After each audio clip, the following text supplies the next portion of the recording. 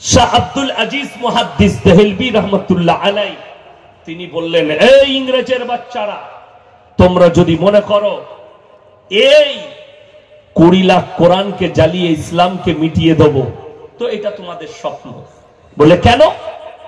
আল্লাহ কোরআন অবতীর্ণ করেছেন, আল্লাহ নিজে ওয়াদা করেছেন, ইন্না নাহনু নাযালনা যিকরা ওয়া ইন্না লাহুল হাফিজুন। এই কোরআনকে আমি আল্লাহ অবতীর্ণ করেছি, আর কোরআনের হেফাজতের দায়িত্ব আমি আল্লাহ নিজে নিয়েছি। জোরে বলুন সুবহানাল্লাহ।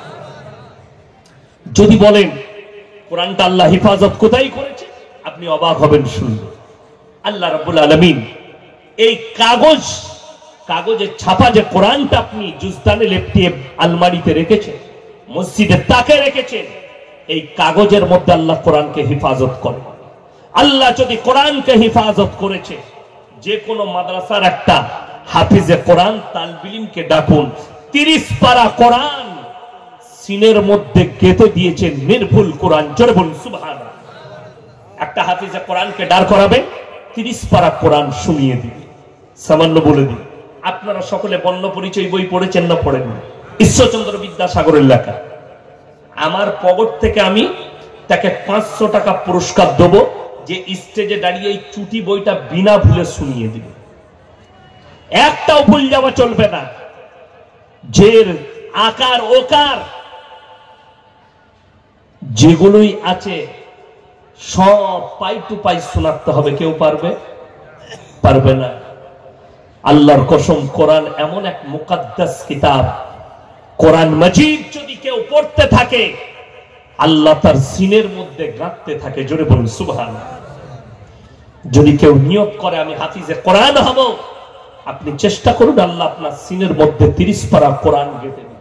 চলুন, একটা কোন শিক্ষিত ডাক্তার, মাস্টার, উকিল, হাকিম, ব্যারিস্টার, লেখক, কোন মৌলবি, কোন মুহাদ্দিস, যদি পৃথিবীর কেউ শিক্ষিত থাকে, কোন জ্ঞানী গুণী, একটা ছড়া বার করুন, একটা গজল বার করুন, একটা কোন পদ্য বার করুন, একটা কোন গদ্য বার করুন, যে গদ্যটা, যে পদ্যটা একদম শুরু থেকে শেষ পর্যন্ত লাইনের শেষ অক্ষরটা যেন একই থাকে। যেমন বলে দিই, বন্দে আলিমিয়ার লেখা, আমাদের ছোট গায়ে ছোট ছোট ঘর, লাস্টের অক্ষরটা কি এলো বাবা?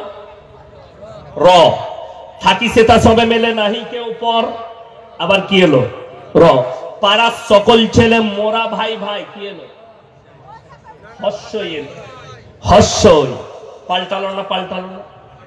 দুটো যখন র এলো, শেষ পর্যন্ত রয় আসতে হবে। প্রথম অক্ষরটা লাইনের শেষে যা আছে, শেষ পর্যন্ত যেন একই অক্ষর থাকে। এইরকম একটা বার করে দেখান কোন পদ্য, কোন গদ্য। আমি ইয়াসিন, যা বলবেন, যেটা চাইবেন আমি দিয়ে দেব। সময় দিলাম 1 মাস, 2 মাস, 3 মাস, 5 মাস, 3 বছর সময় নাও। আমি যদি বেঁচে থাকি আমাকে শোনাবেন যে আমি পদ্য তৈরি করেছি, প্রত্যেকটা লাইনের শেষ অক্ষর একই। যদি বলেন কোরআনে কিছু আছে এরকম, অবশ্যই আল্লাহ। ওই জন্যই কোরআন আসমানি সত্য কিতাব। জোরে বলুন সুবহানাল্লাহ। কোরআন খুলুন, 30 পারা। ওয়াশ-শামসি ওয়া দুহাহা ওয়াল কমারি ইদা তালাহা ওয়ান নাহারি ইদা জাল্লাহা ওয়াল লাইলি ইদা ইয়াগশাহা ওয়াস সামাই ওয়া মা বানাহা ওয়াল আরদি ওয়া মা তাহাহা ওয়া নাফসিন ওয়া মা সাওয়াহা ফাআলহামাহা ফুজুরাহা ওয়া তাকওয়াহা। জোরে বলুন সুবহানাল্লাহ। প্রত্যেকটা আয়াতের শেষে আল্লাহ একটাই অক্ষর ব্যবহার করেছেন সূরা শেষ পর্যন্ত। এইটাই হচ্ছে পৃথিবীর একমাত্র আসমানি সত্য কিতাব। জোরে বলুন সুবহানাল্লাহ। ওই জন্য আল্লাহ কোরআনে বললেন, যালিকাল কিতাবু লা রাইবা ফি, আমার কোরআনে বিন্দুমাত্র সন্দেহের অবকাশ নেই। চলুন, এই কিতাব কাদের জন্য? কাদের জন্য? পড়তে সবাই পাবে। আচ্ছা আপনারা বলুন, কোরআন শুধু মুসলমানরা পড়ে না, অমুসলিমরাও পড়েছে? পড়ে না? পড়ে না? কে কে পড়েছে? হরেন নরেন গগেন নয়। কবিগুরু রবীন্দ্রনাথ ঠাকুর কোরআন পড়েছেন, ঈশ্বরচন্দ্র বিদ্যাসাগর কোরআন পড়েছেন, বঙ্কিমচন্দ্র কোরআন পড়েছে, শরৎচন্দ্র, স্বামী বিবেকানন্দ।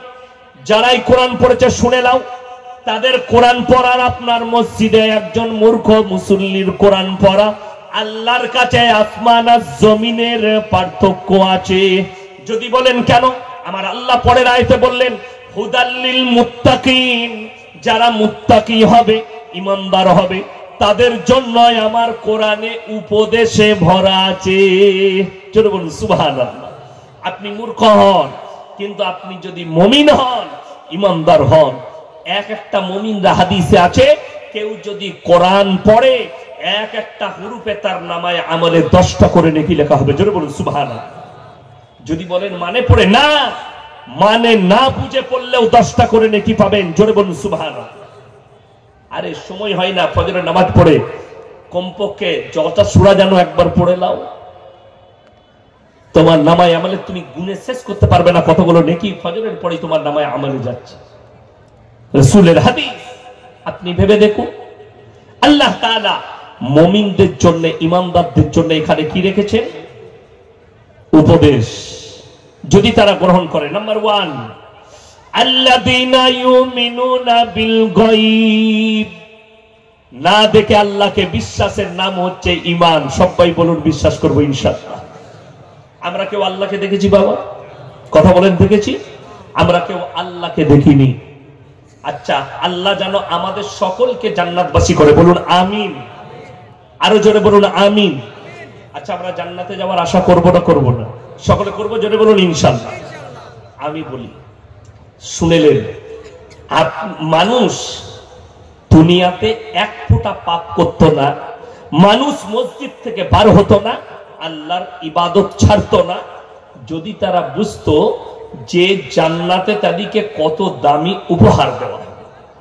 দেখুন, যখন আমাদের বাবরা বলে যে তোমার লেগে একটা মেয়ে দেখেছি, বলে না বলে না, মেয়ে দেখতে যায় না বাপ ছেলের জন্য, দেখে এসছে, বেটাকে বললে মেয়ে দেখেছি, পরের সপ্তাহে তুমি যাবে, তখন এই ছেলেটার মনে লাড্ডু ফুটে না ফুটে না?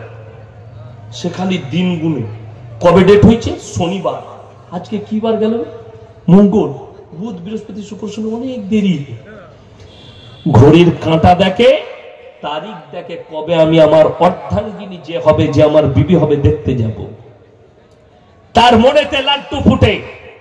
শুনেলেন, হে মুমিন ব্যক্তি, তোমরা রেডি হও, আমরা আল্লাহকে কেউ দেখতে পাইনি, জান্নাতীদের জন্য সবথেকে দামি উপহার হবে আল্লাহর দিদার। জোরে বলুন সুবহানাল্লাহ।